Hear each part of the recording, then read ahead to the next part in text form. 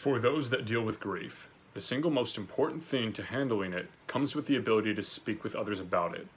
In this 5-part series, we address the main points to get others to open up about their pain and how people who have gone through that exact process have guided others along the way to do the same. These are their experiences and their stories. Hey man, how's it going? Good to see you again. You can just give me your name and age for the record. Benjamin Williams, and I am 33.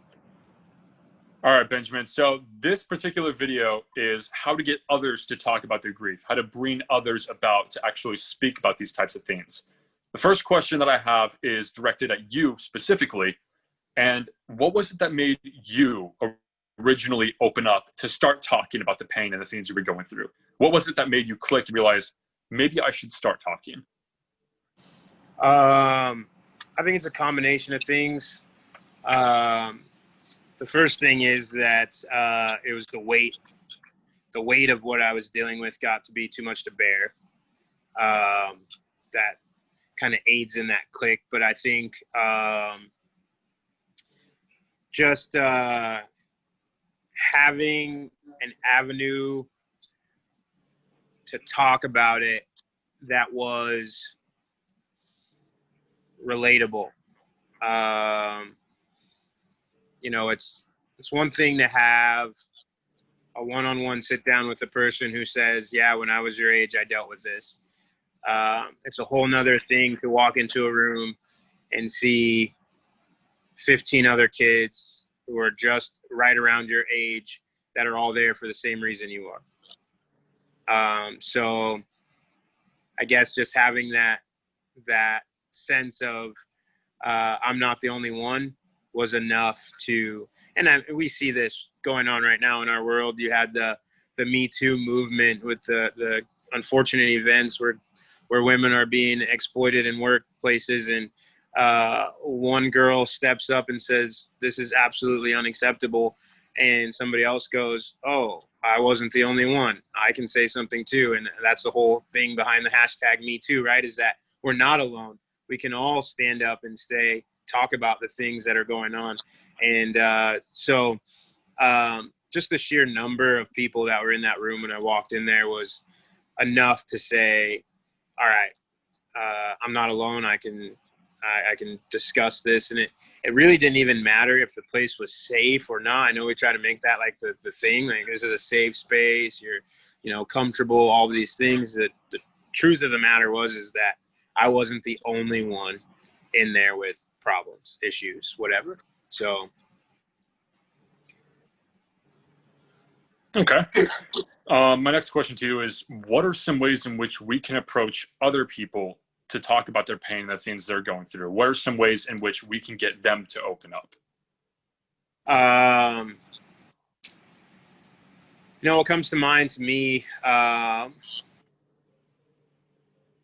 everybody talks about having kind of like a open door policy, or making sure, like I said, the place is safe and all of those things. But the biggest thing I think about getting other people to talk about the things that they're going through in life is to be relatable. And this is not a fake it till you make it type of thing. It's to be as real and authentic as possible, unapologetically authentic in the way of the things that we've experienced and are currently experiencing. My grandmother used to always say, if you're not exiting a storm in life, you're on your way into one. There's very, very little rainbow time. And to some people, they look at that and like, oh, that's a pessimistic, like that's a sad truth. But I've come to learn that our life muscle is a lot like the muscle we carry on our body. It grows through resistance. The resistance of struggle, grief, pain, those things make us stronger if we just allow them to, and we would just understand that that life has been fashioned this way, that we would grow to the other side of these things stronger and better for having experienced them.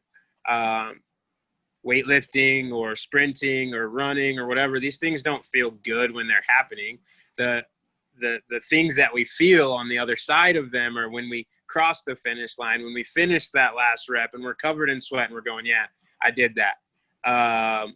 That's the beauty of perseverance and endurance, right? And so I think being able to stand in front of another person and be 100% you yourself, with all of the scars and the wounds that are still healing and all of the things in front of you, going, I've been through it.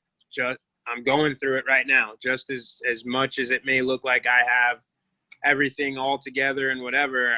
There are things in life that are happening right now that I have to work through. And I think discovering that, just as a leader in different types of grief groups over the years, I noticed that my impact on getting especially teenage kids to speak about the things that they deal with has always been with two things working together, and that is being real and authentic from the start, and then always being able to laugh. Those two things put together makes for a pretty good space for people to talk. So awesome. That's actually really great input. In your experience, do you think that showing vulnerability or some semblance of openness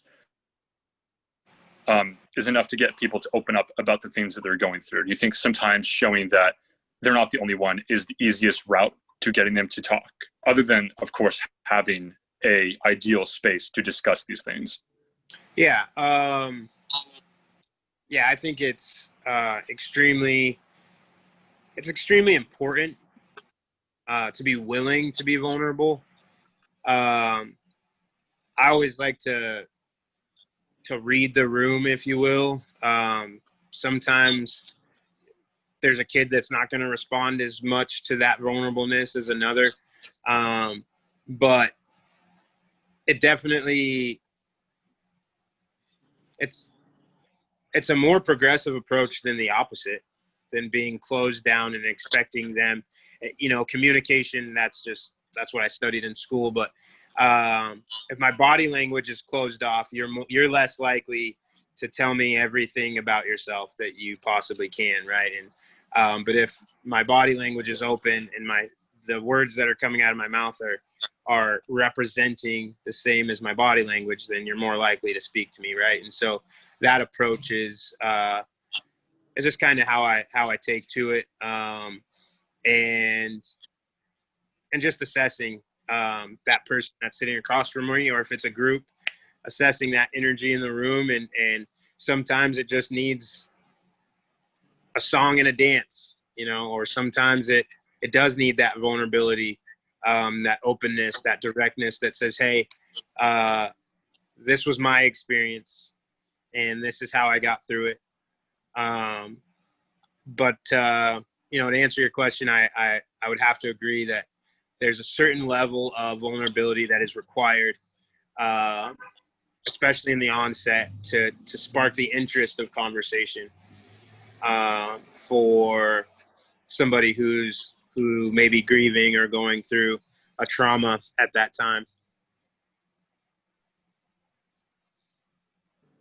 All right.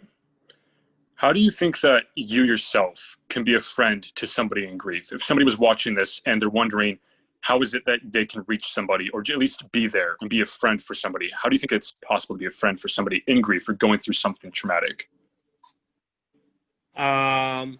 Two things: humility and empathy. In order to be there for anybody in any capacity, we have to be able to put that person before ourselves. And that's where humility comes in, that I ask,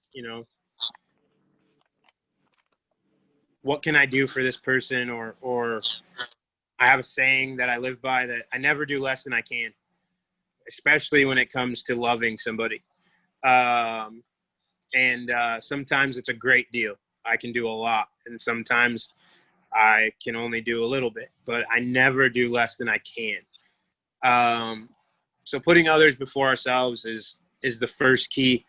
And then empathy, being able to not only see what that person is going through, but being able to connect with that person in a way that we experience their grief. It takes a little bit of personal and spiritual growth to get to the point to where you can empathize with people. But I believe it to be a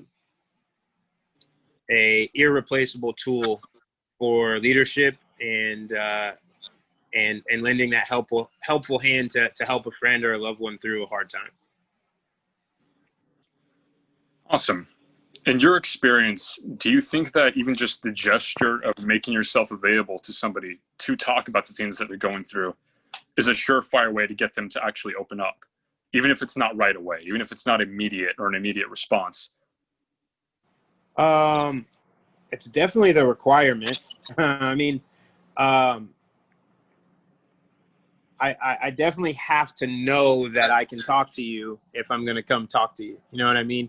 So it's not going to happen by chance. So if I'm someone that just, I know this person's going through something and I'm just hopeful that they give me the opportunity to help them through it. Chances are that if I have not voiced that to them and opened that door for them, that's likely not going to happen. It also is about how I carry myself and how I interact with these people that they would know without a doubt, maybe without me even opening my mouth, that I am someone that they can come and talk to if they're going through things. And I get there by just wearing my heart on my sleeve. I'm never afraid or too busy or too caught up to talk about things that I've been through. I know that I am made stronger by my past, and I know that if I am to help or aid anyone moving forward, that to talk about things that I've been through, things that I've done, my shortcomings, the character traits that I have that I've had to work through to overcome, to be a better person. All of those things are relevant when talking about helping or leading others to be the best versions of themselves. I mean, it's just a huge part of who we are and who we're going to become. So I try and not only voice that opinion or voice that my door's open and that anybody can come and talk to me, but even more than that, I try to live a standard and present myself in a way that even somebody meeting me for the first time might be able to go, wow, that's somebody that I think I can gain a lot from as far as getting through some of the tough things in life. It's kind of what I've dedicated my life to, is just kind of being not even a cheerleader doesn't do it justice, but Leading by walking with example. people, just walking with people through their lowest of lows, and being able to stand with them victorious on the other side. That's a beautiful story, right? And so that's the kind of legacy I choose to lead. And I think anybody who is entering that line of work or wants to live their life available to others, I just believe that's the approach we got to take, is that it's not enough to verbalize it, but that it's got to be seen in how we conduct ourselves in our conversations and interactions with others. I wholeheartedly agree with all of that. What are the ways in which you yourself have helped others cope with their grief or deal with the things they're going through? What are the methods you used? The biggest probably attribute or thing that has helped me help others is, first and foremost, is my faith, which I know not everybody shares my faith, but to put that into perspective, I've helped a lot of people who don't share my faith or who share a different faith than I do. So I just say that so that any viewers or anybody can understand that it is a component of who I am that drives everything that I said previously. So it is a huge part of how I help people. And but to even go a little further than the surface of who I am, it's the approach that I take is that I just have the willingness to endure, and so I'm willing to go there. I'm willing to go as deep as it takes. I'm willing to experience some of the things that sometimes come with putting yourself out there to help others. You know, experience helping people addicted to drugs is always difficult. They're not themselves. They're doing things that they wouldn't normally do, and attacking people they wouldn't normally attack. And in a lot of ways, people who are grieving can enter into that same headspace. And so the very first attribute or tool that I use is just the willingness to go to that place. And then the second thing is to challenge them. It's always the hard thing. People are afraid of a lot of times being the bad guy, the pusher. I'm pushing you too hard, or those things. But the truth is, if you look at any of your mentors that have helped you through, and teachers or coaches, they do not get the result that they are looking for without pushing you. And getting through grief, leading people through grief is no different. There is a level of discomfort with growing through grief. I call them growing pains. And we don't like it. We don't want them. Sitting in that room, palms sweaty, knowing my turn is coming to talk and not sure what I want to say or how I want to say it. Most kids, teenage aged kids, they need to be pushed in that environment. Not forced, but nudged, pushed as challenged to open up about that stuff. And then it becomes more natural. We can make things aware. You know, a lot of people in today's world, we hear awareness, awareness for different things that go on in the world. But just because I'm aware of something doesn't mean I'm in tune with it or understanding of it or any of those things. And so there's a step that goes a little bit further than awareness. And I think that approach lies in the challenge that we present to people. It's almost like, I dare you to get healed. I dare you to grow through this. And that kind of lights a different fire for healing than, I'm aware of your stuff that you have going on. I just want you to know that I'm aware of it, versus, hey, I'm here with you and I'm going to challenge you to grow through this. And I'm going to be here with you every step of the way. That's a little different monster. And I think for me, that's been the most successful approach.